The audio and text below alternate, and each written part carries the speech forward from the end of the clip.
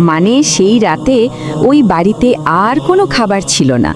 পুরো পরিবারটা শুধু পানি খেয়ে রাতটা কাটালো।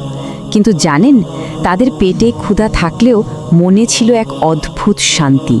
কারণ এই যে ত্যাগটা, এটা ছিল একদম নিঃশব্দে, শুধু আল্লাহকে রাজি খুশি করার জন্য। কিন্তু গল্পটা তো এখানে শেষ হওয়ার জন্য না। নিঃস্বার্থ ত্যাগের গল্প কি কখনো এভাবে শেষ হয়? বরং এখান থেকে গল্পের একটা নতুন মোড় শুরু হয়। কারণ পরদিন সকালে তাদের জন্য এমন এক পুরস্কার অপেক্ষা করছিল যা তারা স্বপ্নেও কোনোদিন ভাবতে পারেনি। পরের দিন সকাল হলো, আর দরজায় আবার সেই কড়া নাড়ার শব্দ। এবার কে?